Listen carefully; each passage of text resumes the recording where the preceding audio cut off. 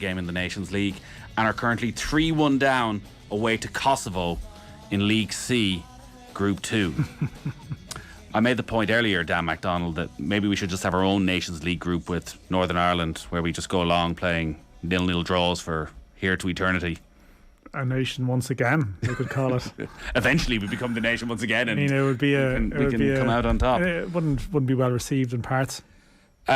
You've had 24 hours to reflect on the performance, and it did feel like a big night and a bad night for Stephen Kenny. Not quite up there with Luxembourg, but a different sort of reaction, a real despondency around the Aviva Stadium, that despite the belief that is there in this young group of players and the want from the Irish supporters for them to do well, and a belief that there is a change in style and the connection between the fans and the players and football around the country, but a realisation last night that Stephen Kenny needs to start winning games. Yeah, like last night was grim. I mean, I'm sure, like you try and move on from these things. I mean, I'm sure other games felt like that at the time. Like, I was thinking about it there coming in. In some ways, it sort of reminded me of some of the closed doors games, where I think maybe you'd fell back on the fact, well, this is closed doors, where the minutes are ticking by and things aren't happening. It's like, well, where's this urgency coming from? It's almost like, God, you wish you had the crowd here to respond to a tackle or to a chance or some moment in the game. But none of those moments were being delivered, and it was particularly disparaging, I have to say. I mean, Armenia in itself, the second half felt that way. Like, generally you look at the clock and you think, oh God, the clock's fizzing by, running out of time here. But it was almost at times, it's like, the clock is going at the speed I expected it to move, but there's nothing happening in this game to make me think anything's going to happen in these next 25 minutes. It wasn't like there was a siege at any point of the two games. I mean, this is the point. Like, sometimes you think, oh, typical Ireland, they've waken up late. Well, maybe last night.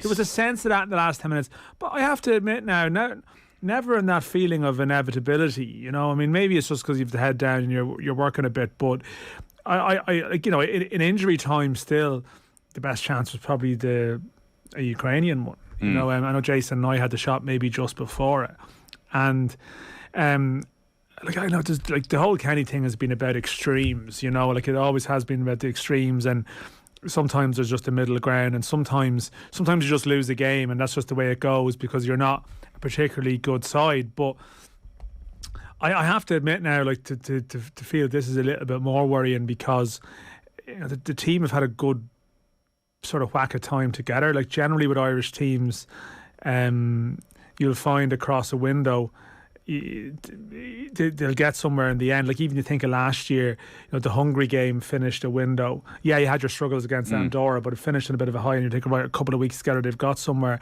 I mean, even the Luxembourg one, they had that game against Qatar. Like, all the bad games, there's generally been a bit of a response to it in the next one. And that didn't happen at all here, and I think that's the concerning thing. Well, the middle ground is probably what shifted last night, that the vast majority who aren't on the extremes in terms of Stephen Kenny and where he's leading this team, it did feel that last night the middle ground shifted and became a lot more concerned about where Ireland are going. And as you say, what are we, 23 games into Stephen Kenny's reign? Yeah, it's something like that, maybe more. Yeah. That in a way last night felt a bit like it could have been a Martin O'Neill team, in that a lot of games over the last year you could see a change in style. You could see a real intention from Ireland of what they were trying to do.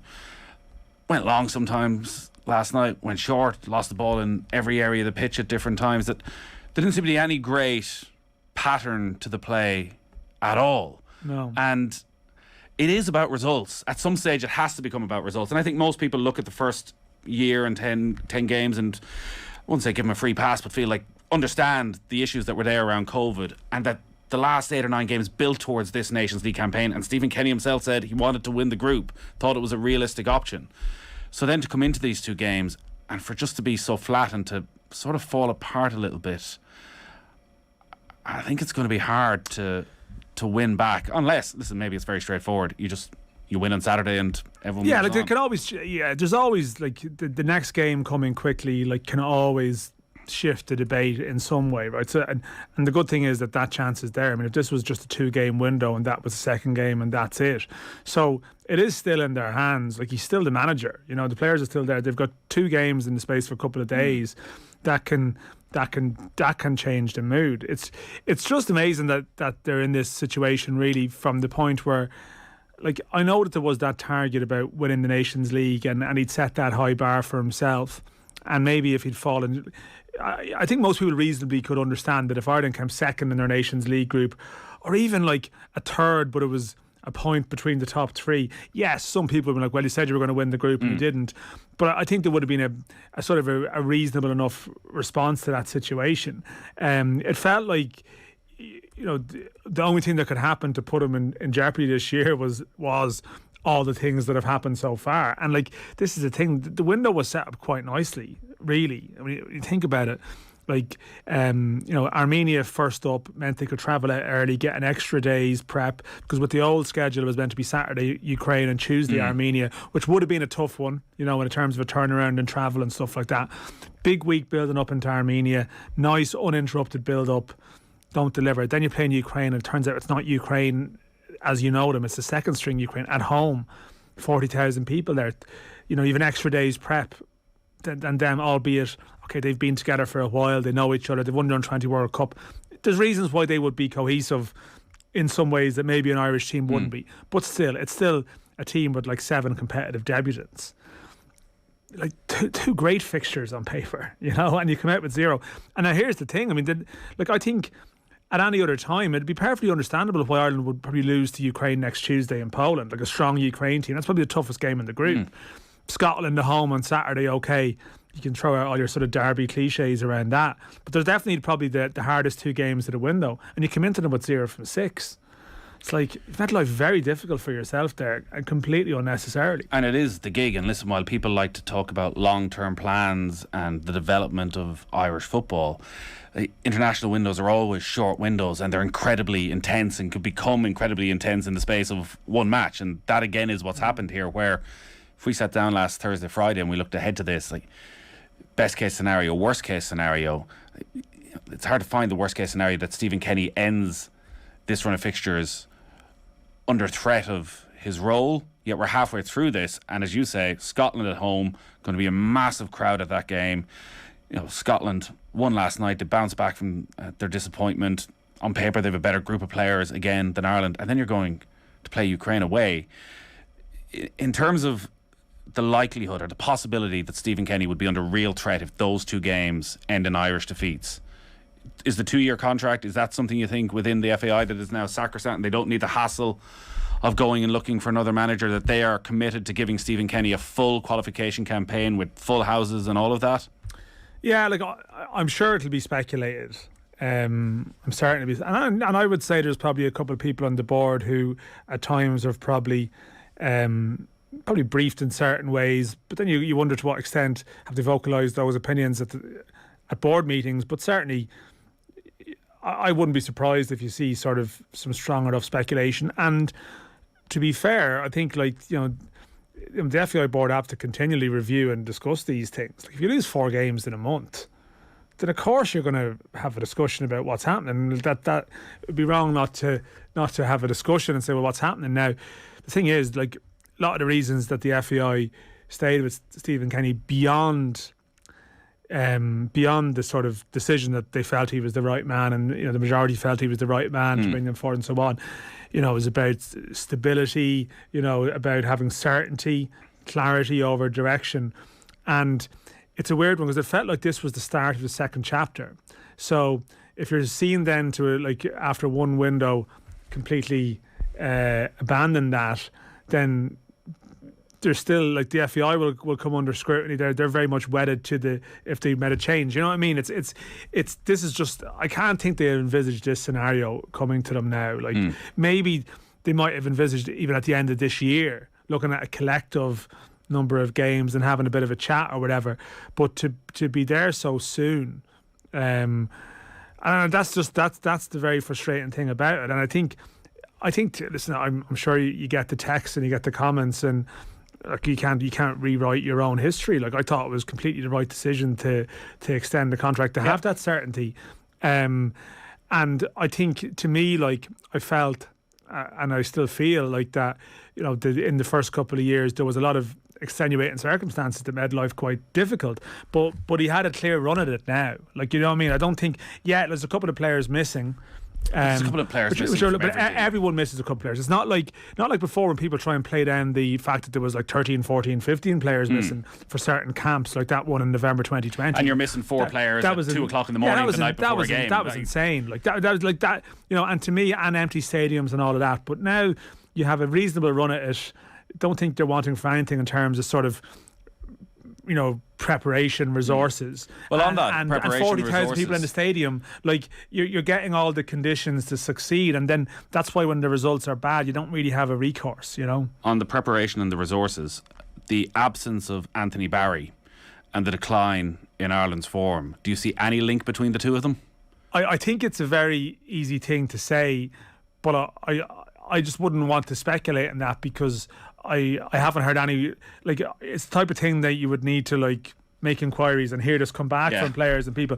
I think it's an obvious point to make, but like you hear John Eustace is very well regarded and operates at a club that has played that particular system. So I think, like, in the rush for explanations, that's a great one to hook in on. It's like, oh, it must be because Barry's gone. Like that's it. It's like, in the same way, it's like, well, the improvement was brought about by his presence. Like, yeah, that sounds right. That's something I can believe, because sometimes when performances defy belief, in some ways, you need something. You need something to seize on to, and that type of stuff you only hear with the passing of time. Like, it may well be like they're in camp at the moment, in a very intense camp. Maybe when they come out in that 10 days, you start to hear chat in the next couple of weeks about aspects of training or bits about, but I haven't heard that, so I wouldn't want to just give that weight without having sort of it was always a fine line that Stephen Kenny had to thread with Anthony Barry, that he obviously wanted to take the credit for bringing Anthony Barry in, but then Anthony Barry started getting all the credit, and it was this guy's the assistant manager, let's not get too carried away. John Giles was on earlier saying that, repeating something I think he said this time last year, that it looks like the weakest Irish squad that there arguably has ever been. And it's hard to discuss that without thinking back to Stephen Kenny throughout his couple of years ahead of getting the job, and when he got the job, that he would never talk down Irish players, that he would try and instill them with a confidence.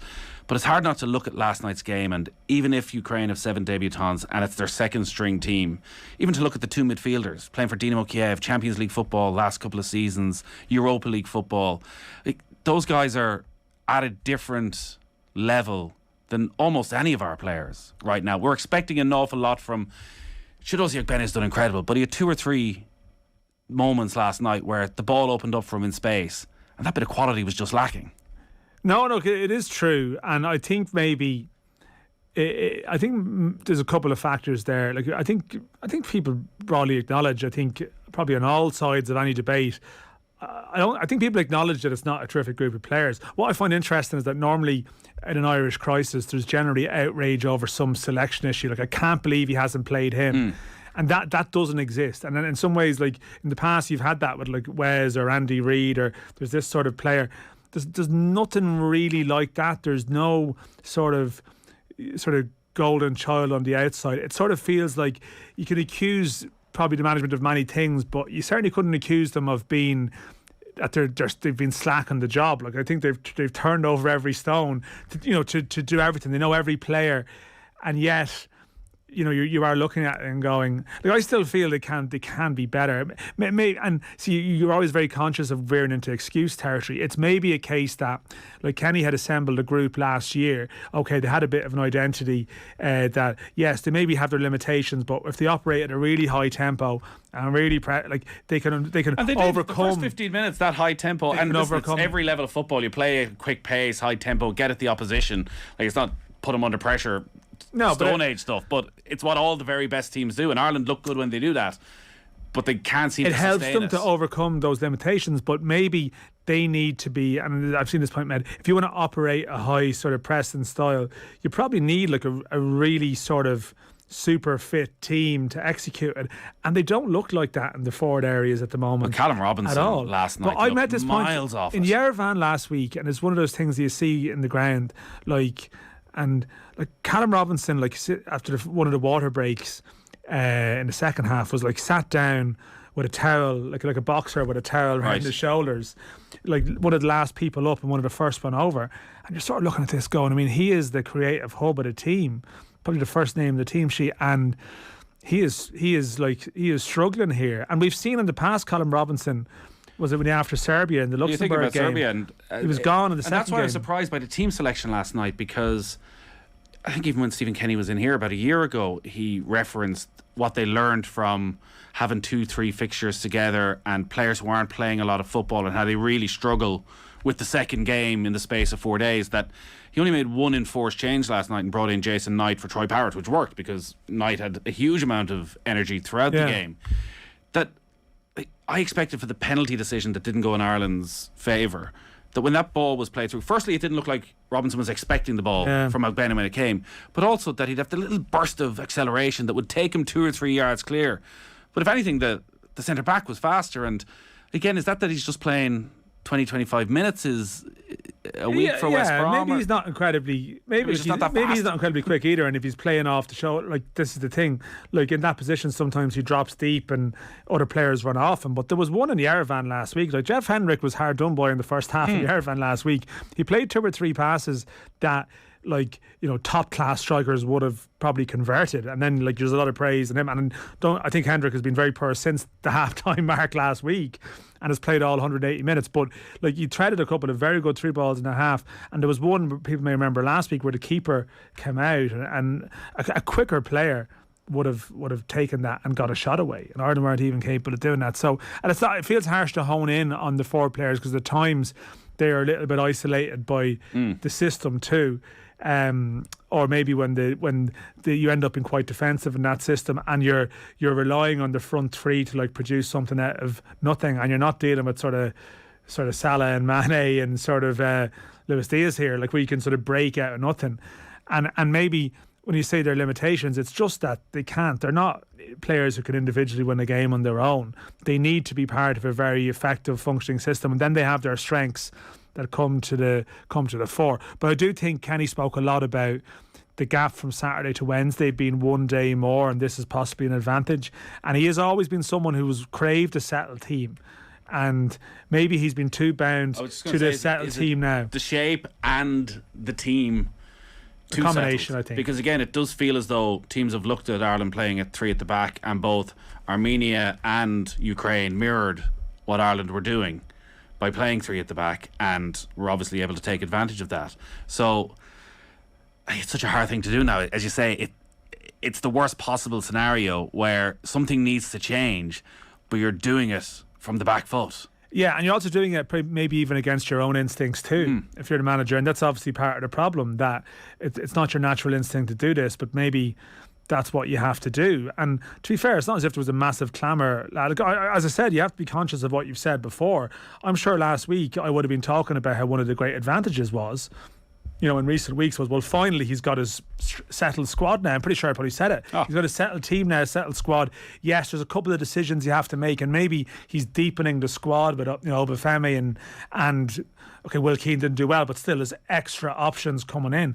But now you're sort of looking at it going, God, maybe he should have just sprung the wild card in completely. Well, David Connolly was on Monday morning saying that and he was coming at it from a slightly different perspective of maybe you don't take the Nations League seriously and you should still be experimenting, but that you should go with Will Keane and Michael Obafemi away from home, go direct when you need to save some energy.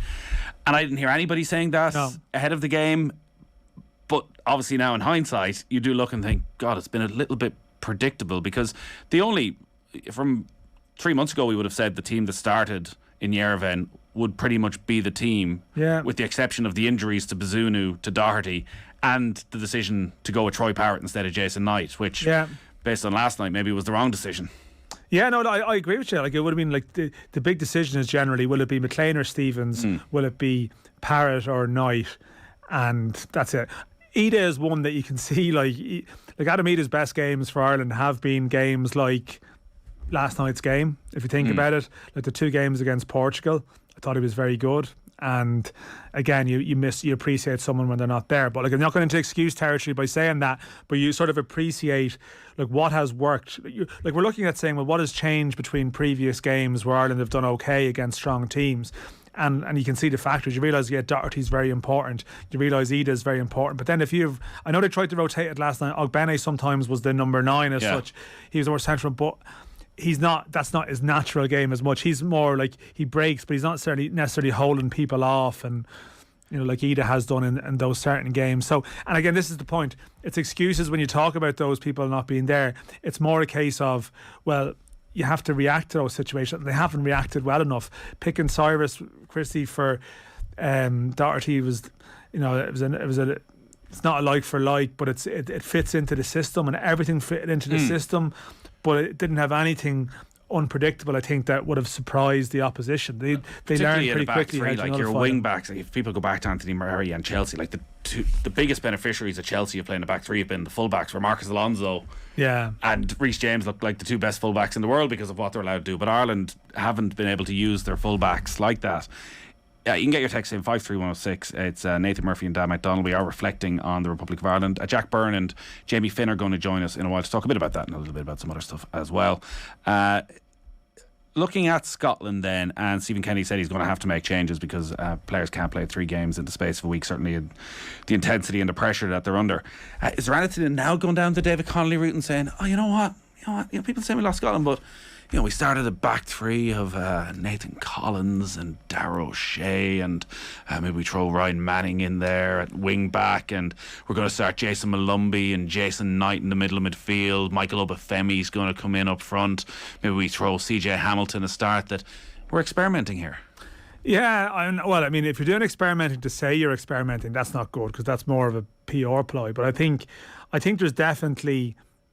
They're going to have to explore those changes. Definitely have to change one of the 2 midfielders, just purely because they've played the 180 minutes. Like, in a weird way, Josh Cullen being available for Yerevan was celebrated, but like, there was possibly an upside of that, in that if Cullen had arrived fresh, having not travelled, coming into Wednesday's game with no baggage, you think about it now in reflection, like being enforced to leave one of your key players out for 90 minutes, but then they arrive and give you a little bit of injection is maybe no bad thing, because you see the injection that Knight gave Ireland last night, and again, in hindsight, everyone's a genius, but maybe they could have tried things a bit more differently for Armenia and taken a few more risks, because they were limited. They were still limited no matter what happened.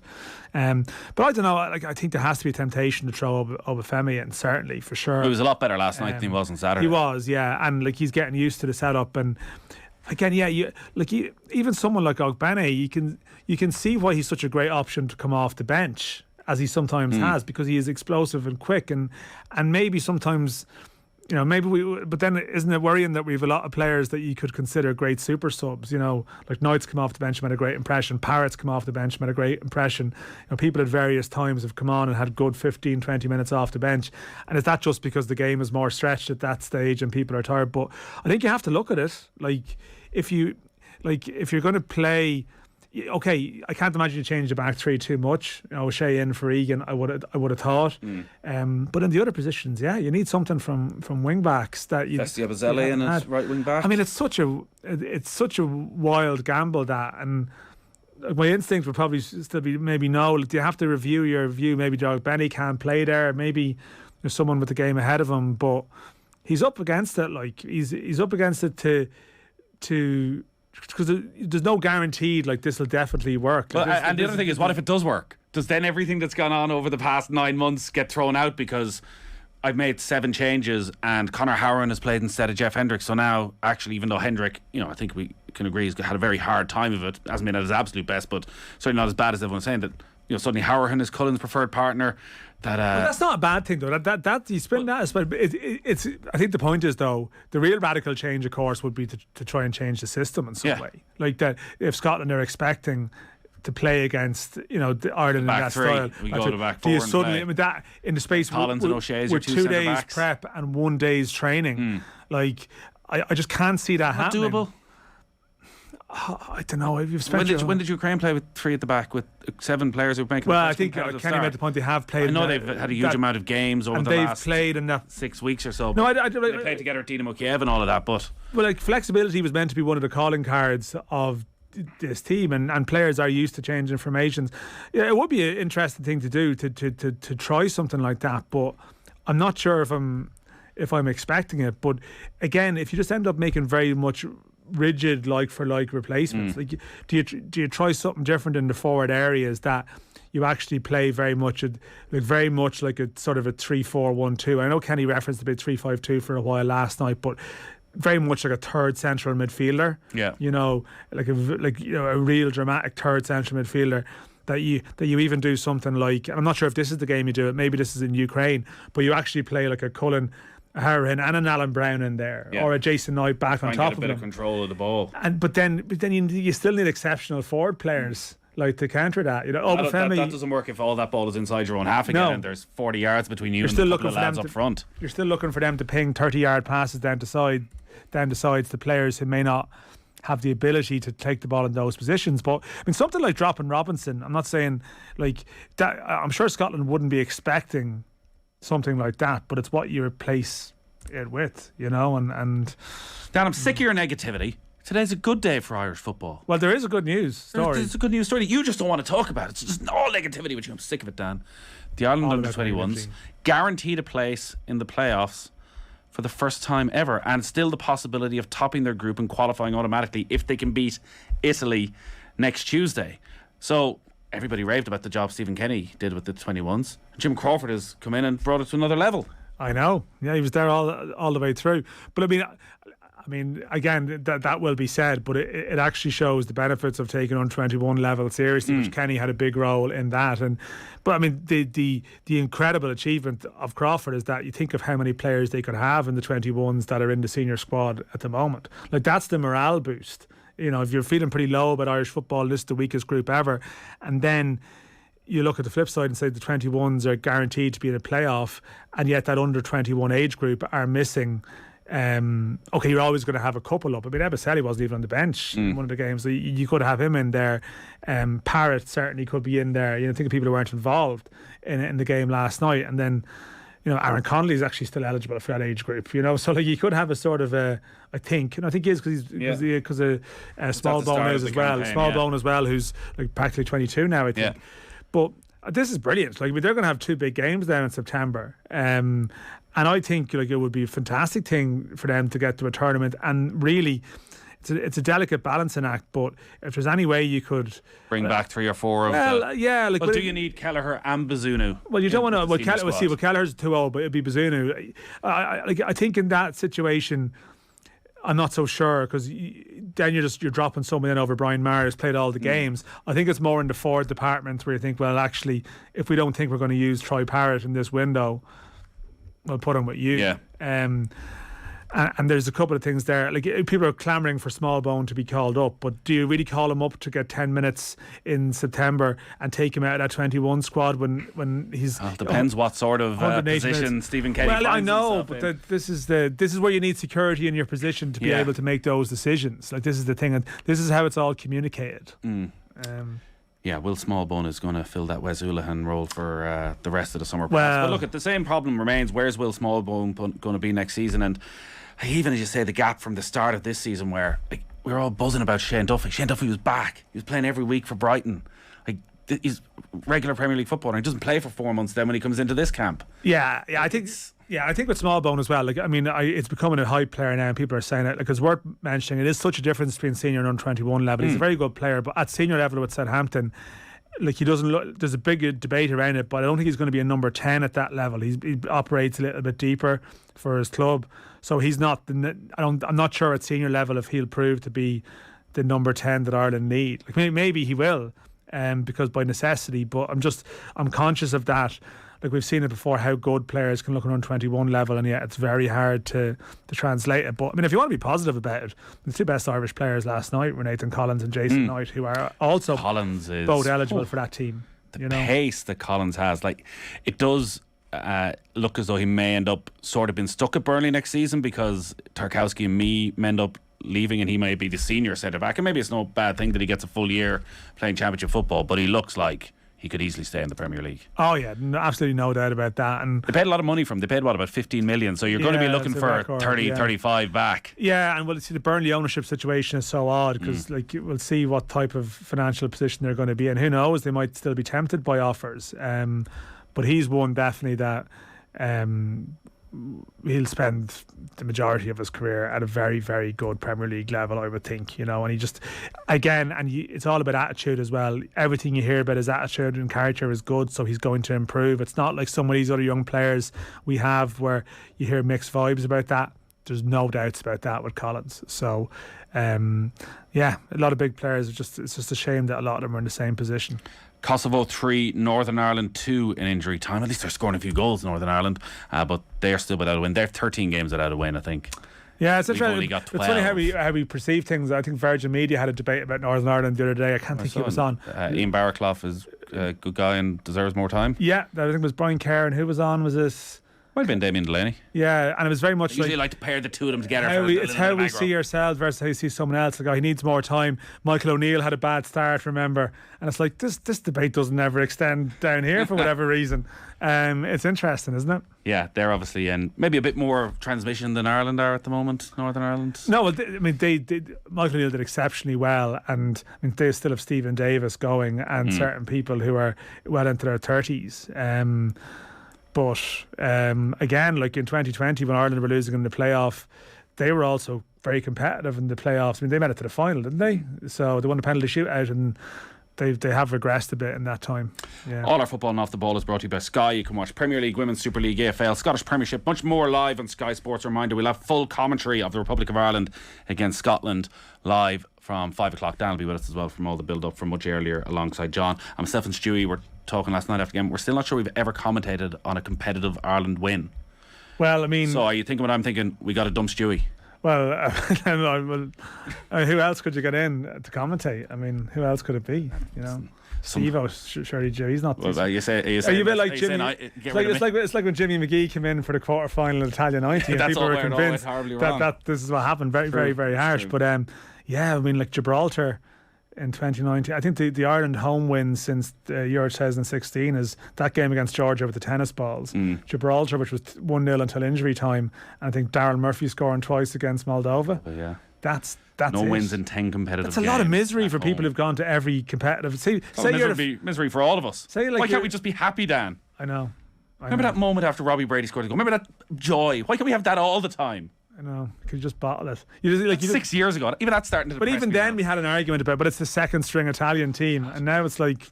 Listen, Jack Byrne and Jamie Finn are standing by. We need to take a quick break.